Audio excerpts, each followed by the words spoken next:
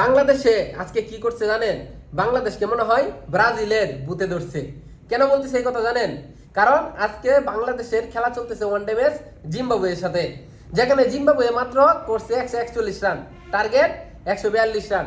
সেই রান তারা করতে গিয়ে কি ভাবতেছেন ম্যাচ খুব সহজে জিতে গেছে? আরে না রে ভাই, এখানেই তো ম্যাজিক। বাংলাদেশ করছে বাপির দোয়া ক্রিকেট টিমে করছে 116 রান।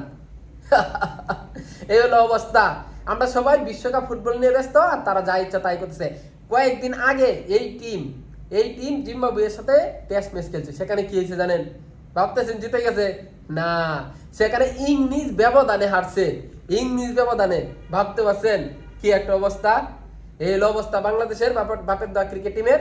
কয়েকদিন আগে অস্ট্রেলিয়ার সাথে যখন খুব দুর্দান্ত খেলছে বাংলাদেশ, ভাবলাম বাংলাদেশ ব্যাটসম্যানটা মনে হয় এখন ভালো হয়ে গেছে, তারা মনে হয় দুর্দান্ত লেভেলের ভালো হয়ে গেছে, তারা এখন খুব ভালো ভালো খেলা দিবে।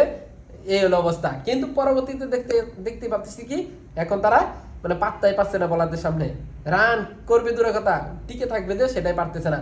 কয়েকদিন পর ইন্ডিয়ার সাথে খেলা, ইন্ডিয়ার সাথে যে কি খেলবে সেটা এখন দেখার বিষয়।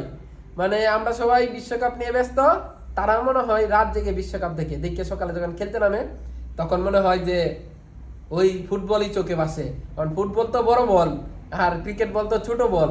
তো এই ছোট বল বড় বল মনে করে দেয়, মনে হয় এই দিক দিয়ে আউট হচ্ছে। তো এই অবস্থা বাংলাদেশ ক্রিকেট টিমের, বাপের দোয়া ক্রিকেট টিমের। এখন আমরা হলো ক্রিকেট পাগল মানুষ, মানে আমরা খেলা ভক্ত মানুষ। এটা হোক ফুটবল বা ক্রিকেট, আমরা যদি এই খেলাটা না বুঝতাম তাহলে আমাদের জন্য সবচেয়ে ভালো হতো। আমরা এখন খেলাটা বুঝি, আমাদের খেলা দেখতেই হবে, আর কষ্ট পাবোই। ব্রাজিল কষ্ট দিচ্ছে এই দিক দিয়ে বাংলাদেশের বাপের দোয়া ক্রিকেট টিমেও কষ্ট দিচ্ছে। তো এইভাবেই আমাদের কষ্ট পাইতে হবে, কারণ আমরা খেলাটা বুঝি। খেলাটা যদি না বুঝতাম তাহলে আমাদের মতো সুখী মানুষ মনে হয় আর কেউ হইতো না।